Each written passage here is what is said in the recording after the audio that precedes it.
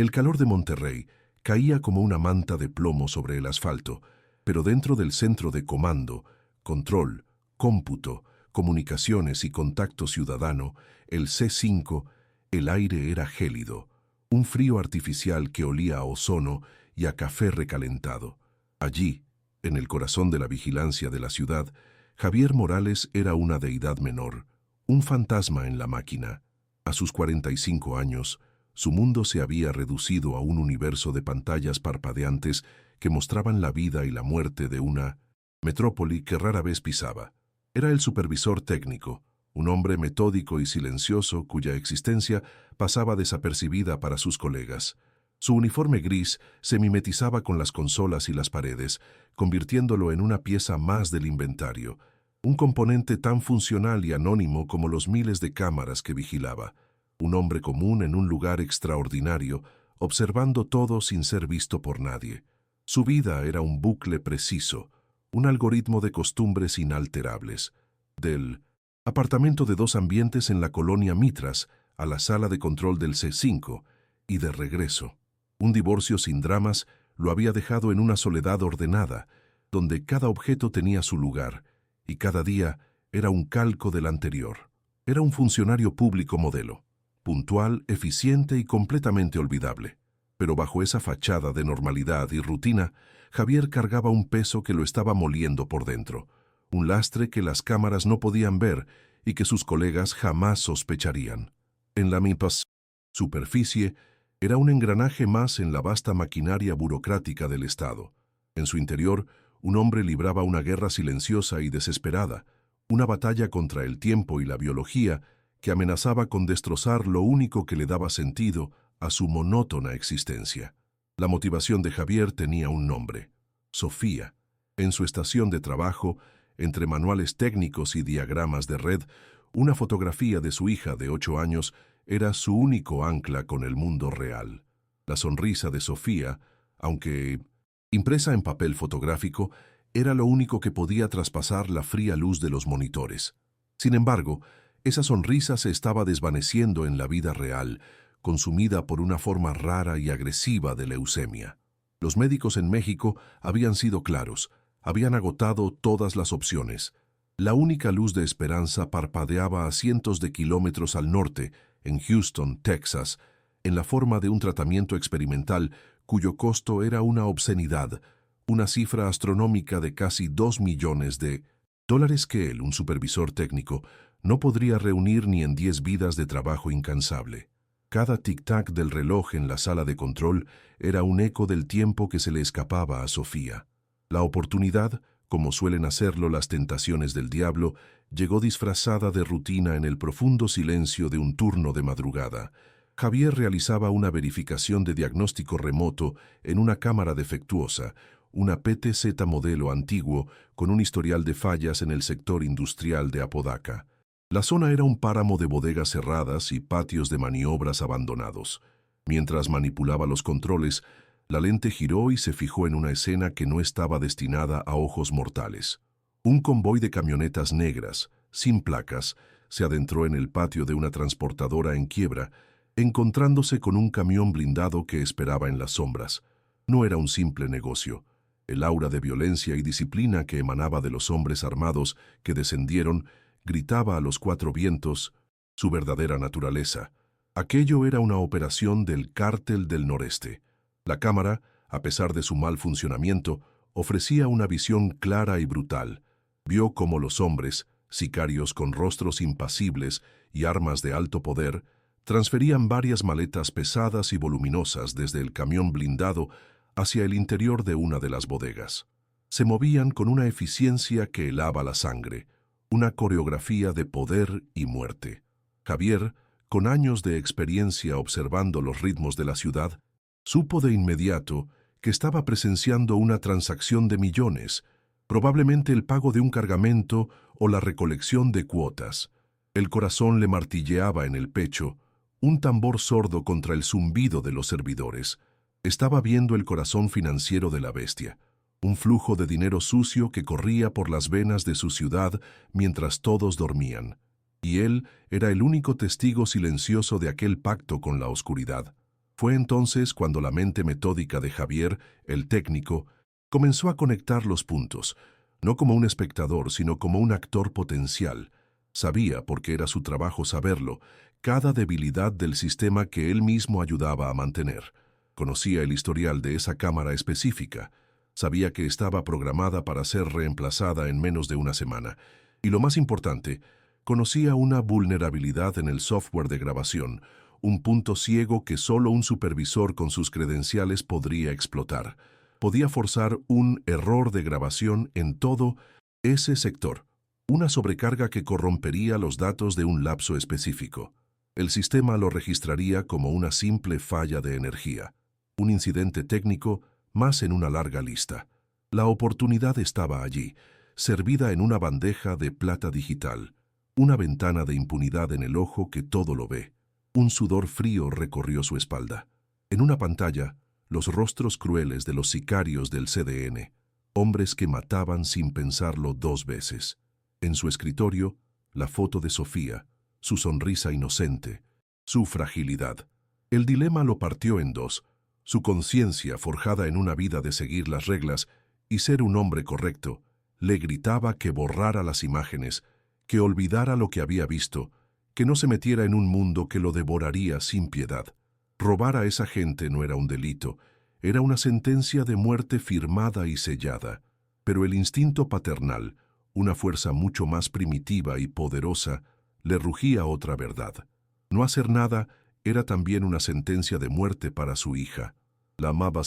Moralidad se disolvía ante la urgencia de la supervivencia de su sangre. La lucha interna fue breve pero violenta, una tormenta silenciosa en la calma helada de la sala de control. ¿Qué era la moralidad frente a la vida de su hija? ¿Qué era el honor de un hombre invisible frente a la posibilidad de escuchar la risa de Sofía una vez más? Se dio cuenta de que el universo le presentaba una elección imposible, un pacto faustiano donde cualquier camino conducía a la pérdida. Podía perder su vida o podía perder a su hija. El miedo lo paralizaba, el miedo a los sicarios, a la tortura, a una muerte horrible en un terreno baldío. Pero el terror de ver a Sofía consumirse en una cama de hospital, de ver esa luz en sus ojos apagarse para siempre, era infinitamente más grande, un abismo de dolor que ningún hombre podría soportar. En ese instante, en medio del zumbido de los servidores y el parpadeo de 1000 vidas ajenas, Javier Morales, el hombre gris, el funcionario olvidable, se quebró. O quizás se forjó de nuevo en algo diferente, algo más duro y afilado.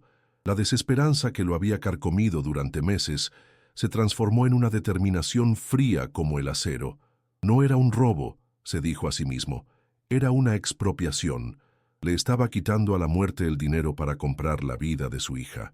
No había codicia en su corazón, solo el amor más puro y feroz que un padre puede sentir. Miró por última vez la foto de Sofía y luego a la pantalla. La decisión estaba tomada, un punto de no retorno, grabado en su alma. Con una precisión quirúrgica que habría enorgullecido a cualquier ingeniero, sus dedos volaron sobre el teclado. No había duda ni temblor. Activó un comando oculto, creando un bucle de 15 minutos en las grabaciones de todo el sector de Apodaca. Las imágenes de un patio vacío se repetirían una y otra vez, una mentira digital perfecta. Se levantó, caminó con paso firme fuera del C5 y condujo a través de la noche hacia la boca del lobo. Usó herramientas simples, una cizalla y una barra de palanca, para forzar el candado oxidado de la bodega. No había guardias, solo la arrogancia de un cártel que se creía intocable. El aire dentro olía a polvo, a metal y a algo más. El aroma inconfundible del dinero. Allí, apiladas sobre tarimas de madera, había docenas de maletas de lona negra. Abrió una. Sus ojos, acostumbrados a la luz de las pantallas, tardaron en ajustarse a la visión de fajos y fajos de billetes de $100, apretados y ordenados. El corazón le dio un vuelco. Era más dinero del que podía imaginar. Con un control sobrehumano no se dejó llevar por la avaricia. Tomó 3 maletas, una fracción del total, lo que calculó que sería más que suficiente para el tratamiento de Sofía y para desaparecer. Cargó el peso de la salvación y la condena en el maletero de su sedán y condujo de vuelta a la seguridad de su fortaleza digital, el C5. El regreso fue un sueño febril, una carrera contra un amanecer que lo cambiaría todo. De nuevo en su silla, con el pulso retumbando en sus sienes, ejecutó la fase final de su plan. Accedió a los registros del servidor y activó un protocolo de sobrecarga de energía, apuntando directamente a los archivos de esa hora y de ese sector. En la pantalla, una línea de código confirmó la operación. Datos corruptos, irrecuperables. El álibi tecnológico era perfecto. El fantasma había entrado y salido del sistema, y ahora había borrado sus propias huellas. Había robado $27 millones al cártel más sanguinario del norte de México. Javier Morales se reclinó en su silla, el hombre invisible que acababa de cometer el crimen del siglo, sabiendo que acababa de comprar la vida de su hija al precio de la suya propia. La cacería estaba a punto de comenzar. Si esta historia te está atrapando tanto como a nosotros, no olvides suscribirte a nuestro canal y darle like a este video. Queremos saber desde dónde nos estás viendo, así que déjanos un comentario con el nombre de tu ciudad. Tu apoyo nos permite seguir trayendo estas crónicas al límite de la vida real. El amanecer encontró a Javier no con alivio, sino con el zumbido eléctrico del miedo. El dinero, oculto en el maletero de su viejo Sentra, parecía irradiar un pulso propio, una energía oscura y peligrosa. En su apartamento cada sombra parecía una amenaza, cada crujido del edificio un presagio de la llegada de sus verdugos. Actuó con la misma metódica precisión con la que había ejecutado el robo. Vació una maleta en una mochila de viaje, el resto lo escondió bajo el piso falso de su armario. No era una solución, solo un aplazamiento. Luego, con una calma que se sentía artificial y frágil, llamó a su exesposa. Su voz, ensayada para sonar casual, le habló de un viaje sorpresa para Sofía, un paseo a las montañas para que respirara aire puro antes de su próxima quimio. La mentira le supo a ceniza en la boca. Al recoger a Sofía, la vio más pálida que nunca, pero sus ojos se iluminaron con la promesa de una aventura. Esa chispa de alegría infantil fue una daga en el corazón de Javier. Por un instante, el peso de los $27 millones y la sentencia de muerte que había firmado desaparecieron, eclipsados por el amor puro y abrumador que sentía por esa pequeña criatura. La abrazó con una fuerza que casi la dejó sin aire, inhalando el aroma de su cabello, tratando de memorizar ese momento. Era por ella, se repitió a sí mismo como un mantra. Cada riesgo, cada mentira, cada acto atroz que estaba cometiendo, todo se reducía a esa frágil vida que sostenía en sus brazos. La subió al coche, le abrochó el cinturón y arrancó, dejando atrás su vida para siempre. Tomaron la carretera hacia el norte, hacia la frontera menos vigilada de Colombia, en Nuevo León. El plan era simple, casi ingenuo: cruzar el puente, llegar a Laredo y desde allí disolverse en la inmensidad de los Estados Unidos hasta llegar a Houston. A medida que Monterrey se encogía en el espejo retrovisor, una extraña sensación de euforia se apoderó de Javier. Lo había logrado. Era libre. El sol de la mañana bañaba el paisaje desértico, pintando las montañas de tonos ocres y púrpuras. El aire que entraba por la ventanilla era cálido y olía a polvo y a libertad. Sofía, a su lado, tarareaba una canción, ajena a la tormenta que se cernía sobre ellos. Por un breve y engañoso momento, Javier se permitió creer en su propio plan, en la posibilidad de un futuro.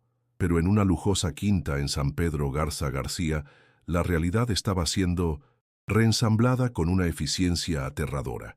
El hombre conocido como el ingeniero, líder de la célula tecnológica del Cártel del Noreste, no era un capo de la vieja escuela. No creía en corazonadas, sino en datos. Frente a una pared de monitores que rivalizaban con los del C5, sus analistas le presentaron el informe. La falla de energía en Apodaca era una imposibilidad técnica. Los registros mostraban una sobrecarga manual, una corrupción de datos deliberada y experta.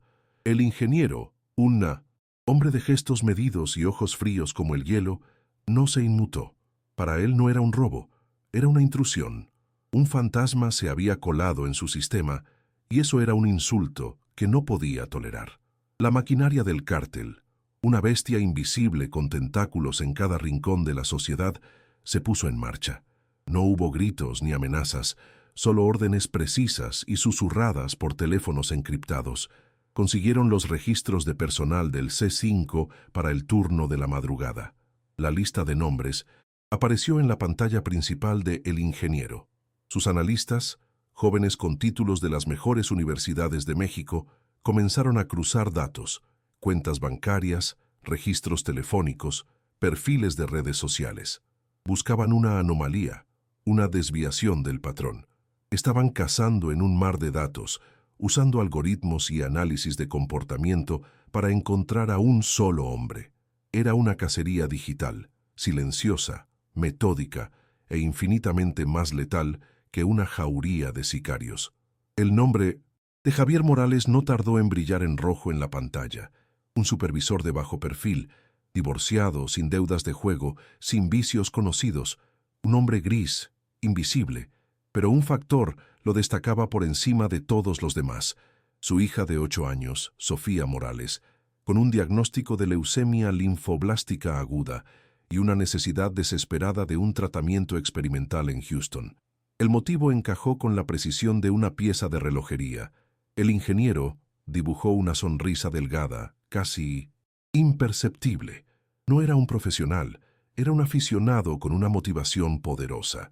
Eso lo hacía predecible y a la vez peligroso. Encuéntrenlo. Fue la única orden que dio. La foto de Javier, extraída de su licencia de conducir, fue distribuida a cada halcón en cada carretera del noreste de México. En la carretera Federal 2, Javier sintió la primera punzada de que algo andaba mal. Una camioneta Ram negra sin placas se había mantenido a una distancia constante en su espejo retrovisor durante cintos en los últimos 20 kilómetros. Podría ser una coincidencia, pero la vida de Javier ya no tenía espacio para las coincidencias. Su pulso se aceleró. Luego, vio otra camioneta idéntica adelante, reduciendo la velocidad, obligándolo a disminuir la suya. No eran policías, eran ellos. Lo habían encontrado. El pánico lo inundó, una ola helada que amenazaba con ahogarlo. El plan, tan simple y claro en su mente, se hizo añicos. El juego había cambiado. Ya no se trataba de una fuga sigilosa, sino de una persecución a vida o muerte. La persecución fue un borrón de adrenalina y terror. Las camionetas lo encajonaron, tratando de sacarlo del camino. Javier, que en su vida había excedido el límite de velocidad, ahora conducía como un demente, su modesto Sentra protestando bajo la presión. Los rostros de los hombres en las otras camionetas eran inexpresivos, depredadores jugando con su presa. Vio un desvío, un camino de tierra que se adentraba en las estribaciones de la Sierra Madre Oriental. Sin pensarlo, giró bruscamente el volante. El coche patinó levantando una nube de polvo y se internó en el terreno agreste. Sabía que no podía ganarles en velocidad ni en potencia. Su única oportunidad era desaparecer, volverse uno con el paisaje. El Sentra no duró mucho. Una roca oculta reventó el cárter y el motor murió con un gemido metálico. El silencio que siguió fue más aterrador que el ruido de la persecución. Javier no perdió un segundo. Sacó a Sofía del coche, que lloraba asustada. Agarró la mochila que contenía una fracción del dinero, lo único que podía llevar consigo. «Es un juego, mi amor», le mintió, tratando de que su voz sonara firme. «Tenemos que correr y escondernos». Y corrieron. Corrieron hacia las colinas, abandonando el coche y los millones en el maletero, dejando atrás su única ventaja. Ahora eran solo un hombre desesperado y una niña enferma contra la inmensidad del desierto y la crueldad del cártel. Se adentraron en un paisaje hostil, un laberinto de cañones y matorrales espinosos. El sol caía a plomo y el terreno rocoso destrozaba sus zapatos. Javier llevaba a Sofía en brazos la mayor parte del tiempo, sintiendo cómo sus propias fuerzas lo abandonaban. La niña ardía de fiebre, su condición agravada por el estrés y el esfuerzo físico. Cada jadeo de ella era una acusación para él. Se dio cuenta de la magnitud de su error. No había subestimado al cártel, Simplemente no había podido concebir su eficiencia, su alcance. No eran matones, callejeros. Eran una corporación del crimen organizada y tecnológicamente avanzada. Había pateado un avispero creyendo que era una simple colmena, y ahora el enjambre venía por él. Los sicarios encontraron el Centra abandonado. Informaron a el ingeniero, quien recibió la noticia con una calma desconcertante. El dinero recuperado era secundario. El objetivo principal, el fantasma, se les había escapado a pie hacia la sierra. Para la mayoría de los capos, esto habría sido una frustración. Para el ingeniero, era un desafío fascinante. El supervisor técnico era más resistente de lo que había anticipado. Tenía instinto de supervivencia. Esto hacía la cacería más interesante. Emitió nuevas órdenes: sellar todos los caminos y brechas que salían de la sierra, enviar equipos de rastreadores, exmilitares con experiencia en contrainsurgencia. La sierra no sería un refugio para Javier, sería su tumba. El anochecer los encontró acurrucados en una pequeña cueva, temblando de frío y de miedo. Los sonidos de la noche, los aullidos de los coyotes y el susurro del viento parecían llevar consigo las voces de sus perseguidores. Sofía deliraba por la fiebre, llamando a su madre. Javier se sentía completamente destrozado. La desesperación era una entidad física, una garra que le apretaba la garganta. Fue en ese abismo de impotencia que un recuerdo lejano emergió, una memoria de su infancia, un pequeño pueblo perdido en la sierra, un lugar donde su padre lo llevaba de vacaciones. Un pueblo llamado Milpillas, un punto casi invisible en el mapa, y en ese pueblo un amigo de la infancia, Miguel. Era una posibilidad remota, una aguja en un pajar, pero era la única que tenía. Impulsado por esta última astilla de esperanza, se puso en marcha de nuevo. Usando la Osa Mayor como guía, caminó durante horas en la oscuridad, con Sofía en sus brazos. El viaje fue una tortura. Sus músculos gritaban, sus pies sangraban. Cada paso era un acto de voluntad. La imagen del rostro febril de su hija era lo único que lo mantenía en pie, impidiéndole simplemente acostarse y esperar el fin. Atravesó arroyos helados, subió laderas escarpadas, luchando contra el agotamiento y la sensación de que los ojos del cártel lo observaban desde cada sombra. Era un padre llevando a su hija a través del infierno, con la esperanza de encontrar un santuario al otro lado. Al amanecer, cubiertos de polvo y arañazos, llegaron a Milpillas. Era menos un pueblo y más un puñado de casas de adobe aferradas a la ladera de una montaña. Encontró la casa de Miguel, un hombre curtido por el sol y el trabajo duro, cuya cara reflejaba la geografía del lugar. Miguel tardó un momento en reconocer al hombre destrozado que tenía delante, pero cuando lo hizo, la sorpresa dio paso a la preocupación. Javier, entre jadeos, le contó una versión editada de la verdad, que había hecho un mal negocio para salvar a su hija y que gente muy peligrosa lo estaba buscando. No mencionó los millones, solo el peligro mortal que los acechaba. Miguel miró a Javier, luego a la niña enferma que se aferraba a él, y vio la verdad que importaba. Recordó una deuda de juventud, cuando el padre de Javier lo había ayudado en un momento difícil. En un lugar como Milpillas, esas deudas no se olvidaban. Además, en el rostro de Javier vio el mismo miedo que había visto en los ojos de los migrantes que una vez guió a través del desierto en sus días de pollero. Con un suspiro resignado, los hizo pasar. Aquí estarán seguros por ahora, dijo. Conozco esta sierra como la palma de mi mano. Hay cuevas y senderos que no aparecen en ningún mapa. En ese momento, Miguel, el ranchero tranquilo, se convirtió en el único aliado de Javier en su guerra contra un enemigo invencible. Mientras tanto, en la ciudad, el ingeniero reevaluaba su estrategia. La búsqueda en la sierra era como buscar una aguja en un pajar. Llevaba días y no había resultados. Javier Morales se había evaporado. Un hombre común no podía hacer eso solo. Debía tener ayuda. El ingeniero decidió cambiar el tablero de juego. Si no podía encontrar a su presa, apretaría a lo que más le importaba. Dejó la fuerza bruta y pasó a la guerra psicológica, una de sus especialidades. Ordenó a sus analistas que encontraran la dirección de la exesposa de Javier, Laura. La información apareció en segundos. No envió un escuadrón de sicarios para derribar la puerta. Eso era burdo, ruidoso. Su método era más sutil y mucho más aterrador.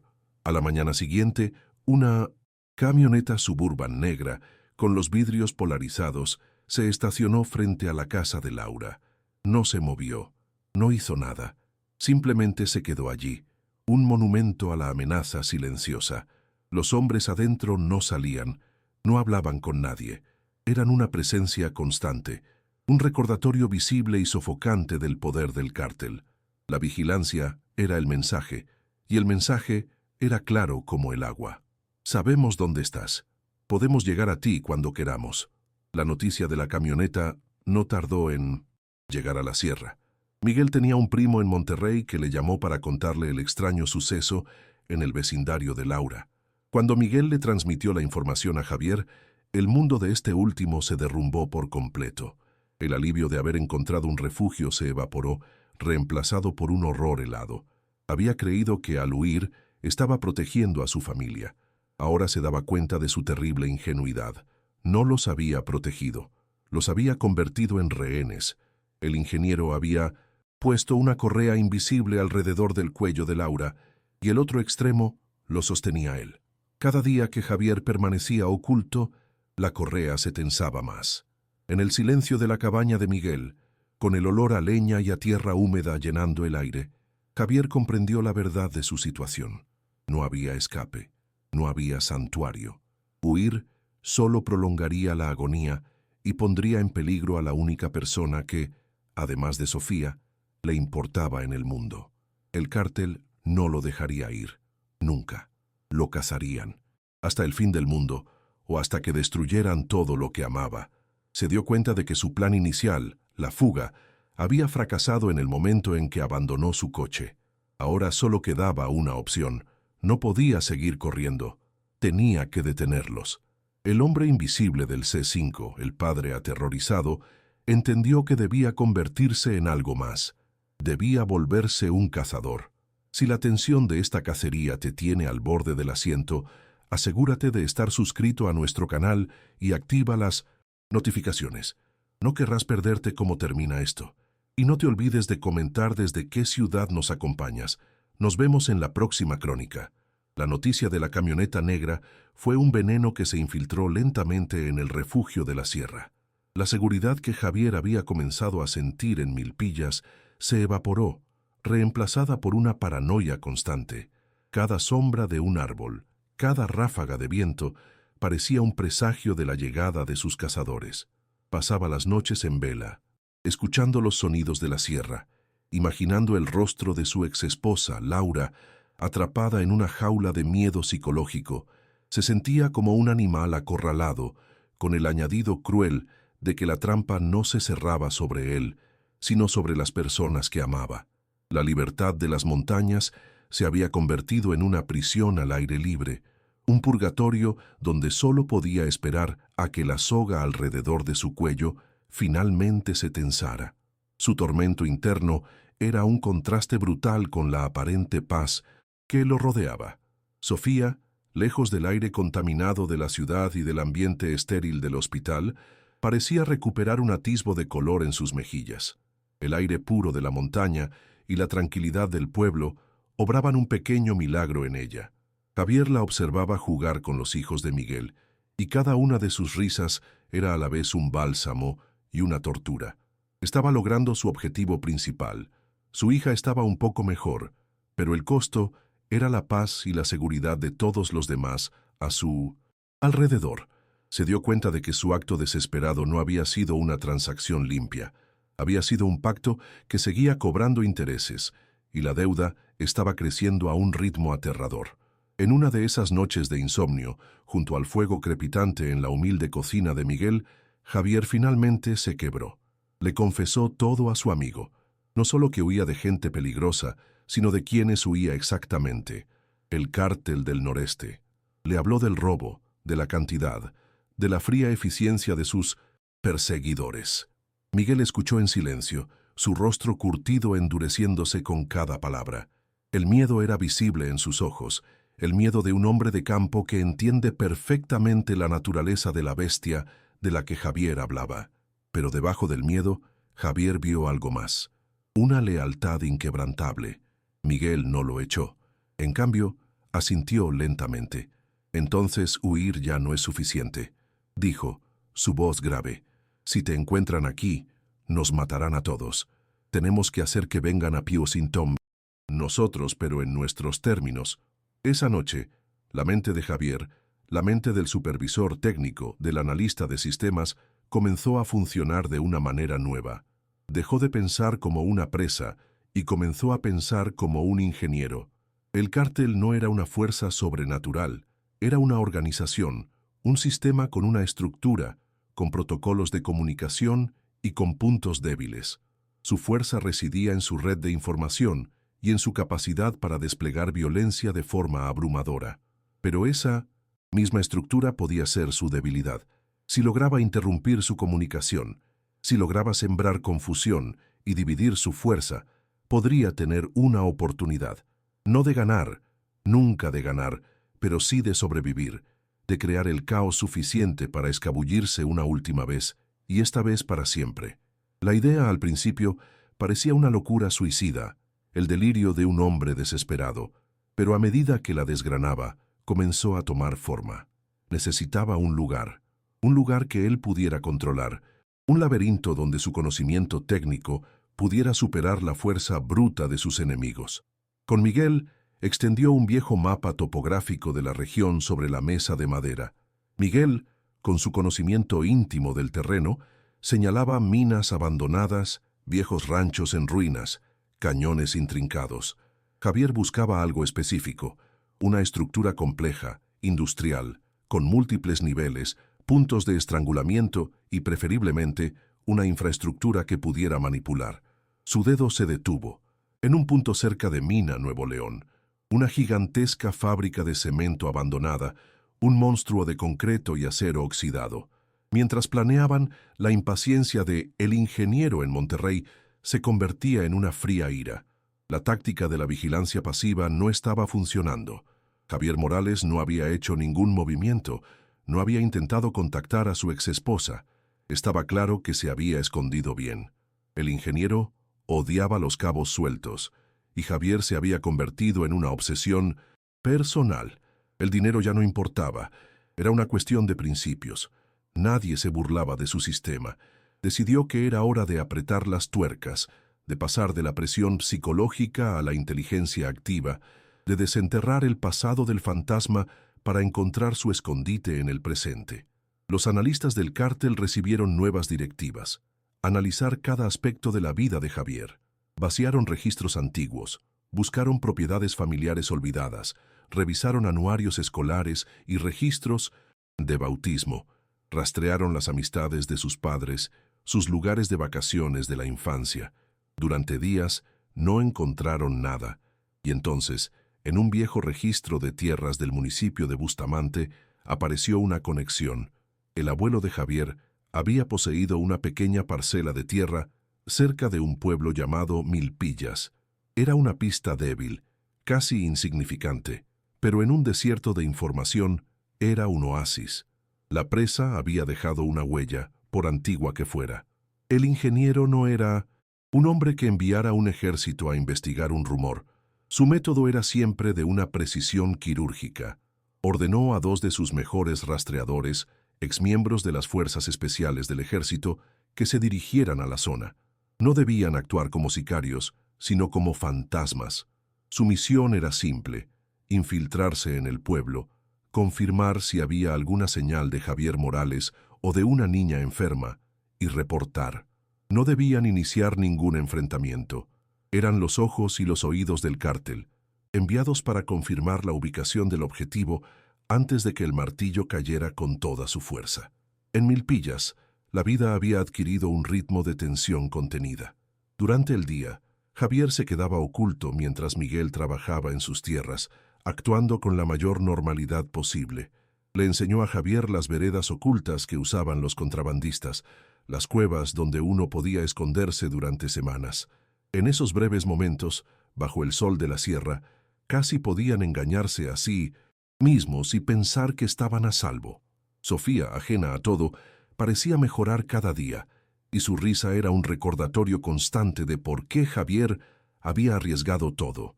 Eran los últimos momentos de una paz frágil, el silencio profundo que precede a la violencia de la tormenta. La llegada de los rastreadores fue casi imperceptible. Llegaron en una camioneta vieja, vestidos como ingenieros del gobierno, revisando líneas eléctricas. Se movían con una calma que no engañó a Miguel. Mientras compraban agua y comida en la pequeña tienda del pueblo, sus ojos lo registraban todo. No miraban, escaneaban. Miguel, con sus instintos de pollero afinados por años de leer el peligro en el lenguaje corporal, sintió un escalofrío. Vio la forma en que sus camisas no lograban ocultar del todo el bulto de las armas en sus cinturas. Esa noche se acercó a Javier con una expresión sombría. «No son del gobierno», susurró. «Son lobos, y están aquí por ti». El pánico se apoderó de Javier. Habían sido encontrados. El santuario se había convertido en la antesala de la muerte. «Tenemos que irnos, ahora mismo», dijo con urgencia. Miguel asintió, su rostro una máscara de determinación. «Conozco una ruta, el Espinazo del Diablo. Es un sendero peligroso, apenas un rasguño en la roca. No podrán seguirnos con vehículos. Si salimos en la oscuridad, podemos ganarles horas de ventaja». Comenzaron a empacar frenéticamente lo poco que tenían. Agua, algo de comida y la mochila con el dinero. El plan de la cementera. Tendría que esperar.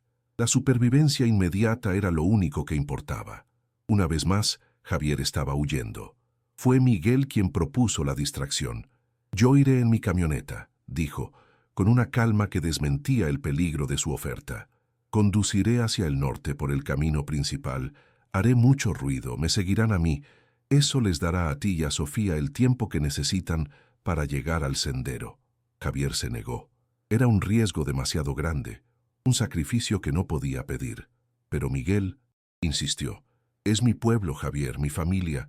Si te atrapan aquí, todos estamos muertos de todos modos. Esta es la única manera». Con el corazón encogido, Javier aceptó. Era una deuda que sabía que nunca podría pagar. El plan se puso en marcha en la profunda oscuridad de la medianoche. Mientras Javier y Sofía se deslizaban por la parte trasera de la casa hacia la vereda que se adentraba en la sierra, Miguel caminó con paso decidido hacia su vieja Ford Lobo. Pero los rastreadores del cártel eran mejores, más pacientes de lo que habían imaginado. No solo habían estado observando, habían estado esperando el primer movimiento. Cuando Miguel abrió la puerta de su camioneta, las sombras cobraron vida. No hubo disparos. Fue una operación rápida, silenciosa y brutal. Figuras oscuras surgieron de la nada, y en segundos Miguel estaba en el suelo, neutralizado. Desde la ventana de la cocina, donde se había detenido un instante para asegurarse de que su amigo se alejaba, Javier lo vio todo. Vio cómo sometían a Miguel, cómo le cubrían la cabeza con una capucha y lo arrastraban hacia uno de sus vehículos. El sonido de su propio pulso era un estruendo en sus oídos. Estaba paralizado, una estatua de terror. Vio cómo uno de los sicarios, un hombre alto con una cicatriz en la cara, levantaba la vista y miraba directamente hacia la casa, como si supiera que Javier estaba allí, observando. No fue una mirada de amenaza, sino una de confirmación. Tenían a su cebo. Ese fue el verdadero punto de no retorno. Ya no se trataba de su propia vida, ni siquiera de la seguridad de Sofía o de Laura. Sus acciones, su desesperado intento por salvar a su hija, habían traído la ruina a la única persona que le había ofrecido ayuda incondicional. Huir ahora, abandonar a Miguel a las manos de los torturadores del cártel, sería un acto de cobardía tan monstruoso que su propia alma no podría soportarlo. La opción de escapar fue borrada de la existencia. Ya no quedaba ningún camino de retirada, ninguna ruta de escape. Solo quedaba la confrontación. En ese instante, el miedo que lo había consumido se calcinó, dejando atrás solo las cenizas de una rabia fría y una resolución absoluta. No iba a correr, iba a hacer que se arrepintieran de haber venido a buscarlo. Esta historia está llegando a su punto más crítico. Si quieres ser el primero en saber cómo termina el enfrentamiento de Javier, suscríbete ahora mismo a nuestro canal y activa la campana de notificaciones. Y cuéntanos en los comentarios, ¿qué harías tú en su situación? Gracias por acompañarnos en este viaje. La captura de Miguel no destrozó a Javier. Al contrario, el impacto de la catástrofe forjó su miedo y su desesperación en un arma. En el instante en que vio a su amigo ser arrastrado hacia la oscuridad, el instinto de huida murió y fue reemplazado por una fría y calculadora furia. Usando las veredas que Miguel le había enseñado, se adentró con Sofía en lo más profundo de la sierra, un lugar donde ni los helicópteros podían penetrar. Allí, en una cueva oculta tras una cascada, esperó, no como una presa asustada, sino como un depredador preparando su emboscada. Su objetivo ya no era escapar, era arrancar a su amigo de las garras del cártel y quemar el puente que lo conectaba con ellos para siempre, aunque él mismo tuviera que arder en el proceso. El dinero que le quedaba en la mochila se convirtió en su arsenal. Con la ayuda de un contrabandista que Miguel una vez mencionó, un hombre que operaba en las sombras de la sierra y que no hacía preguntas, Javier no compró armas de fuego. Eso sería jugar el juego del cártel, un juego que estaba destinado a perder.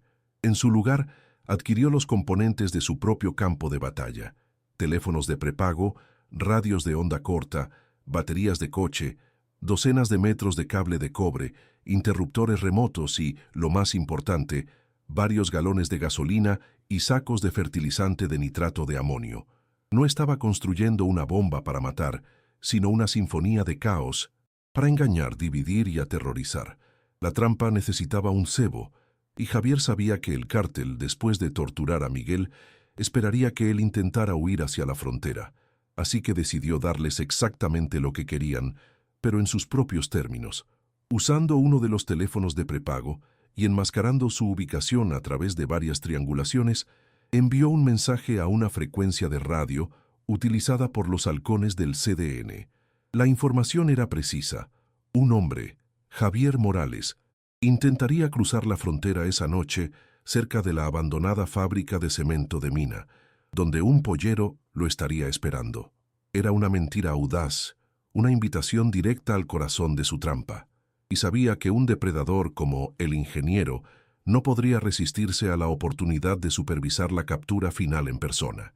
Antes de dirigirse a su destino final, Javier tuvo que hacer el sacrificio más grande de todos. No podía llevar a Sofía al enfrentamiento. La supervivencia de ella era la premisa de toda esa locura.